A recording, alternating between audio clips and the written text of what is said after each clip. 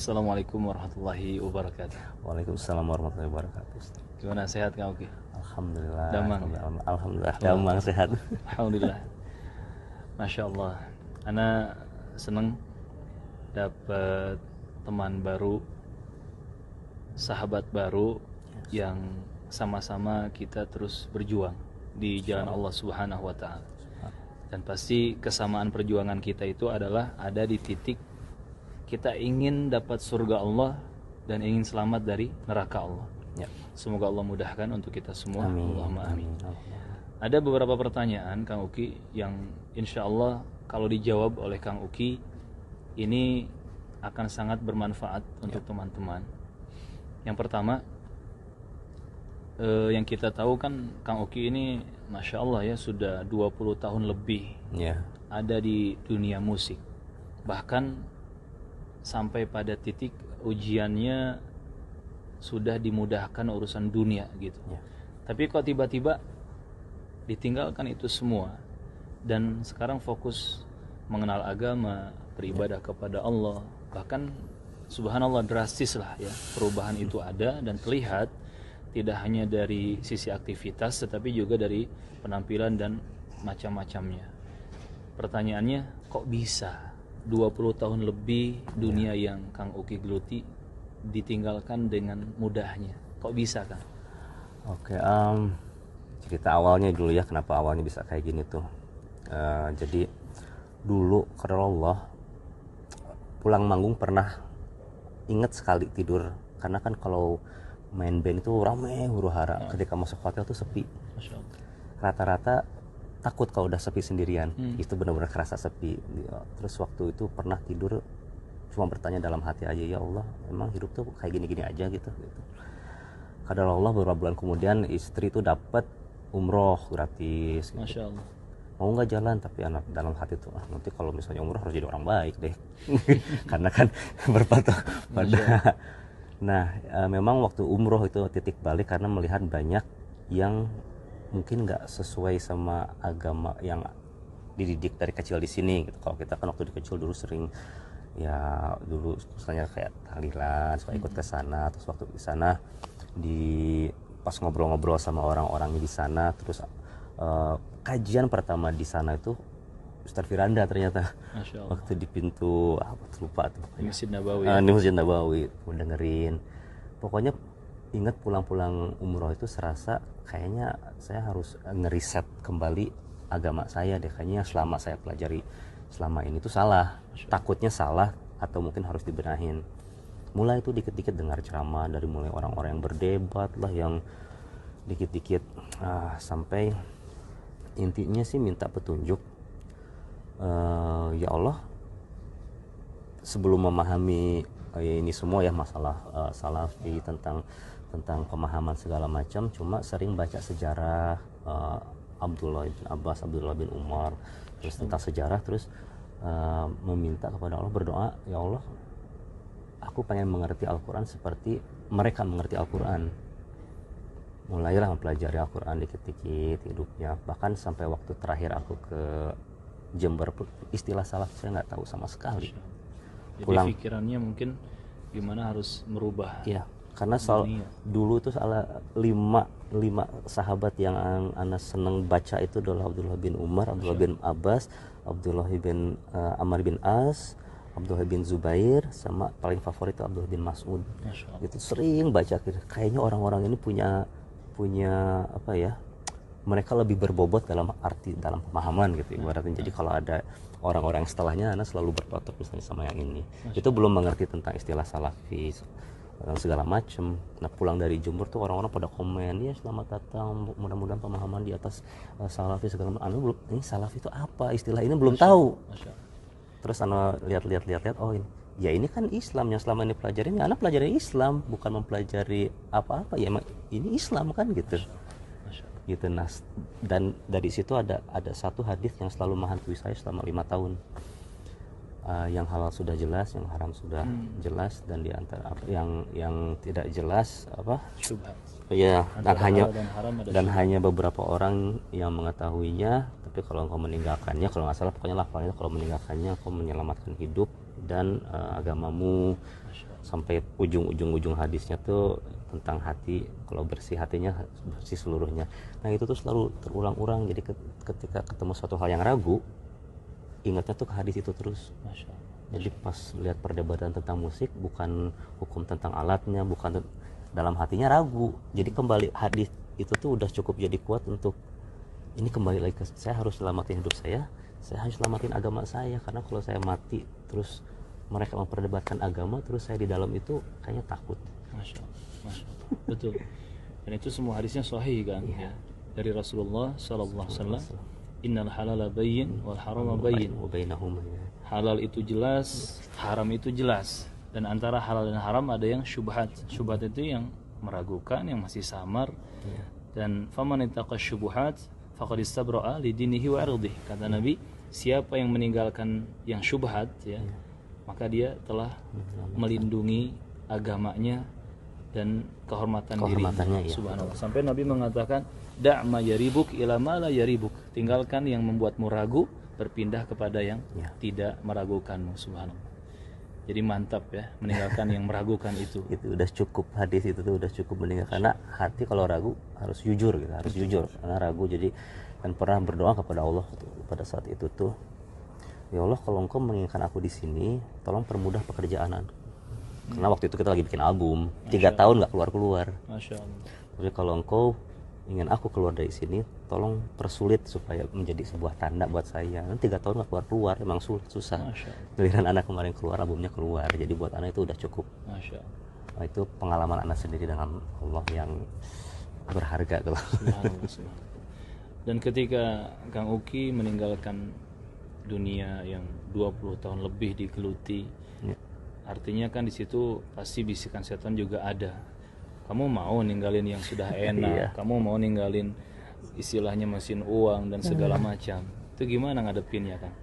Iya, jadi berbarengan dengan album keluar itu bisikan paling kuat tuh gini. Biasanya kalau orang udah keluar album itu harta melimpah pasti. Tapi anak nggak bisa ngebohongin Allah dengan ya udah anak keluarnya setelah album ini aja deh, album ini terakhir deh. Dulu niatnya udah gitu, tapi kan kayaknya pikir-pikir kok niatnya jelek ya. Anak mau keluar tapi ya udah deh setelah album ini beres, anak ngambil uang dulu misalnya, baru anak keluar. Tapi dalam hati kok kayak menipu diri sendiri dan menipu Allah. Seperti apa kemarin tuh, karena baca ayat yang yukadzibunallaha waladina amanu, mereka hendak menipu Allah. Dan orang-orang yang percaya baca ayat itu kayaknya, aduh kayaknya aku mau apa ya, yang nggak jujur aja. Jadi sebelum album itu keluar, ya udah anak keluar aja karena udah nggak kuat. Terus kalau kadang-kadang kalau udah di atas panggung, kadang istri sekarang udah mulai, pada saat itu udah mulai ngajak ngaji kan, pagi-pagi ngaji, malamnya manggung, terus baca lagi tentang mereka yang pagi-paginya kafir, malamnya beriman, yang malamnya beriman. Itu bukan giar, cuma ngerasain kayak seolah-olah nih pagi-pagi lu ngaji, malamnya pesta foya, malamnya beres manggung, sholat isya, paginya jalan lagi. Jadi ada beberapa hal yang jangan-jangan ini saya, ada ketakutan di situnya. Iya. Dan ketika dunia itu sudah ditinggalkan, sekarang fokus ke belajar agama, ya, beribadah, intinya memperbaiki ibadah kepada Allah, memperbaiki muamalah dengan manusia juga dengan cara yang benar. Ya. Banyak tuh bagian dunia yang sudah ditinggalkan. Ya. Yang dirasakan apa? Jadi dunia itu akan merasa nikmat kalau sudah ditinggalkan. Dunia akan dirasa nikmat kalau sudah ditinggalkan. Tapi kalau kamu terjun di dalamnya, sebenarnya kamu akan merasa susah. Harus ngejar dunia kan capek. Betul. Pada akhirnya tuh kita ini adalah hamba untuk sesuatu lah. Kita ini budak untuk sesuatu kan ya. Karena dikasih tahu sama Ustadz Duman tuh, kedudukan manusia di hadapan manusia yang paling rendah adalah hamba, budak. Tapi kedudukan manusia di hadapan Allah yang paling tinggi adalah budak, adalah hamba. Jadi mending kita jadi budaknya Allah. Betul. Karena kedudukannya jauh diagungkan, sedangkan di hadapan manusia kita hamba, direndahkan, dan anak ngerasain gitu. Begitu menjadi hiburan itu, ada seorang ustaz namanya Yusuf Hamzah bilang bahwa pekerjaan ini tuh, bilang Afwan, cuma zaman dulu itu, ini mungkin berbeda pendapat, cuma dibilang ke anak tuh, pekerjaan ini tuh zaman dulu mah pekerjaan yang hina, menjadi penghibur gitu ibaratnya gitu ya. Afwan, maksudnya ini bukan menjudge orang-orang. Terus anak pikir-pikir, iya ya, saya di depan orang menghibur dia, bikin dia ketawa, bahkan saya menghibur orang yang mau mabuk.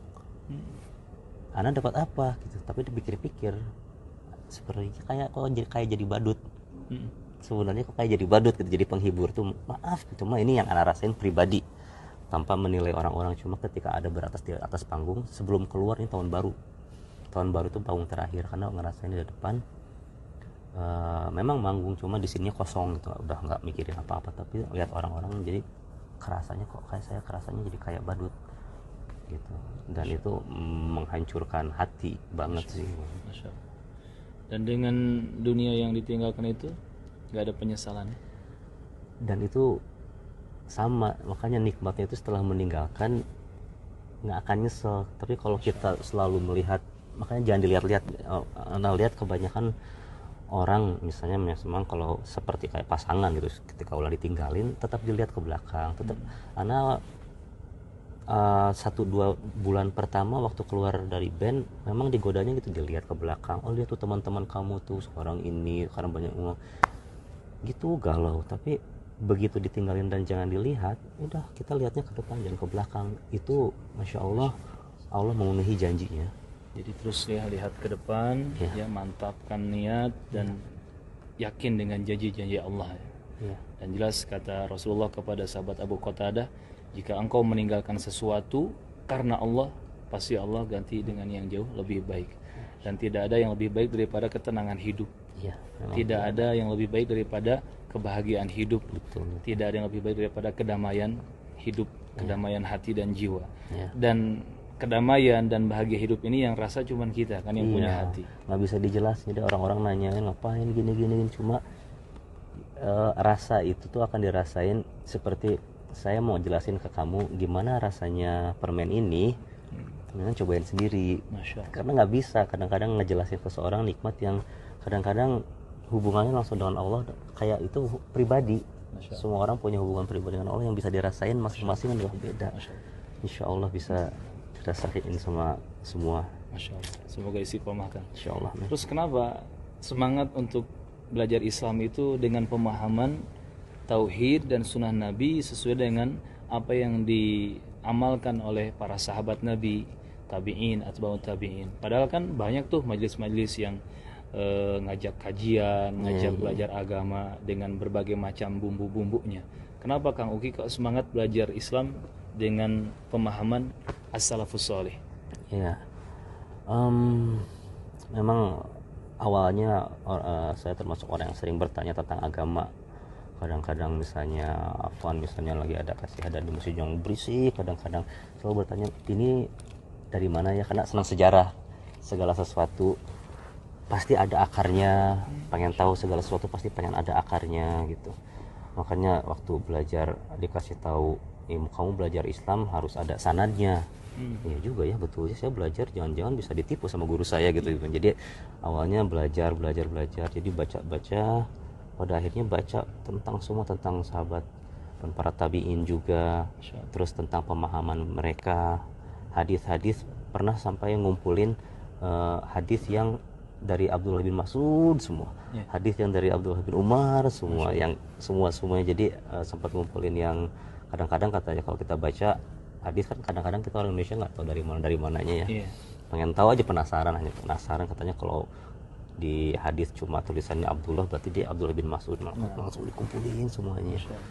Dan ada sinergi di antara mereka itu. Ada sinergi yang kayaknya ini nih yang harus diikutin, karena gimana pun juga pengen sedekat mungkin dengan Rasulullah SAW. Tapi tanpa sebelum mempelajari ini semua juga anak sempat berdoa sempat berdoa, ya Allah ajarkan aku Al-Quran sebagaimana kau mengajarkan Nabi. Dan itu refleks aja, nggak tahu dari mana, cuma sempat berdoa kayak gitu. pengen berdoa dan selalu pengen seperti sahabat, selalu pengen seperti sahabat dan tabiin, cuma tanpa mengetahui istilah orang-orang terdahulu segala macam.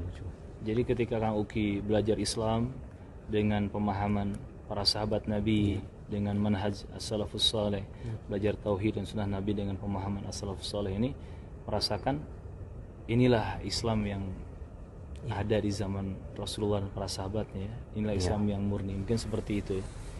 Masya Allah, Masya Allah. Semoga istiqomah ya. Insya Allah. Dan terakhir mungkin di sana kan banyak yang mengikuti Kang Uki, kabarnya seperti apa sekarang gitu. Bahkan mungkin ada yang seneng, ada yang kecewa, ya itu pandangan masing-masing ya. Silakan ya menjadi tanggung jawab masing-masing. Cuman yang pasti banyak yang melihat nih, banyak yang melihat di luar sana. Kira-kira apa sih ajakan dari Kang Uki untuk teman-teman di luar sana? Ajakannya yang pasti gini ya, jelasinnya ya. Yang pasti kita harus selamatkan diri kita dulu sendiri, tapi kita pun juga harus tahu bagaimana cara kita menyelamatkan diri kita sendiri. Keraguan itu akan selalu ada di dalam hati kita tuh pasti ada keraguan. Cari terus jawabannya, jangan hanya kita ngikutin satu udah aja ngikutin. Harus terus bertanya sampai benar-benar yakin, seyakin-yakinnya, karena gimana pun kalau kita udah yakin minimal kita bisa dipertanggungjawabkan di hadapan Allah, daripada kita ragu terus berhadapan dengan Allah dengan keraguan itu kayaknya agak-agak berat gitu. Jadi terus belajar, terus saya ajak juga supaya kalian sama belajar agama lebih dalam lagi, sehingga akan banyak menimbulkan pertanyaan yang akhirnya menjawab dan akan semakin yakin bahwa ini adalah ajaran agama Islamnya. Karena di zaman sekarang media sosial itu buat saya sendiri aja, buat teman-teman saya aja buyar Islam itu dengan segala macam capnya, dengan segala macam banyak deh. Saya sendiri juga ngerasain awal-awalnya ragu gitu ya. Emang Islam yang benar tuh yang mana sih gitu. Tapi kita harus mempertanyakan itu dan kita harus mencari jawabannya sambil berdoa kepada Allah. Ya Allah, aku berdoa meminta kepadamu untuk memberi petunjuk. Allah pasti akan memberi petunjuk ya. Masya Allah. Jadi ajakan dari Kang Uki untuk teman-teman, kalau bisa saya simpulkan dua hal penting ya. Pertama, terus berdoa kepada Allah, minta petunjuk, minta hidayah, minta jalan yang terang itu. Dan itulah yang kita ulang-ulang di sholat kita sehari semalam. Ihdinas siratal mustaqim. Ya Allah, tunjuki kami jalan yang lurus, jalan yang benar. Dan kata Allah, kalau hamba-hambaku berdoa kepadaku, maka aku akan mengabulkannya. Ud'uni astajib lakum, kata Allah.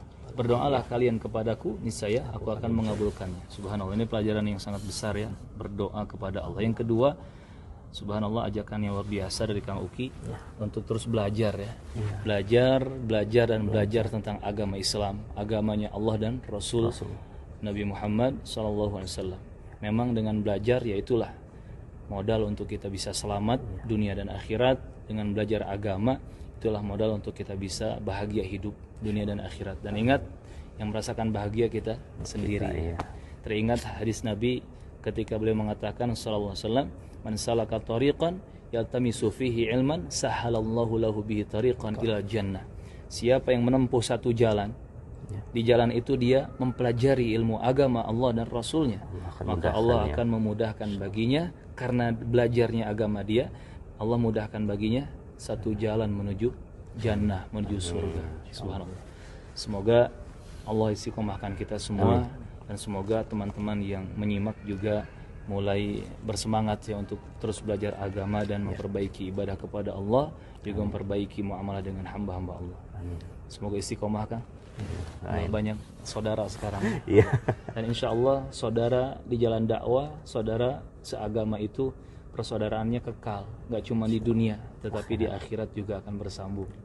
Insya Allah dengan saudara-saudara seagama, seperjuangan di jalan tauhid, jalan sunnah Nabi, kita bersaudara sehidup sesurga insya Allah ta'ala. Istiqomah ya.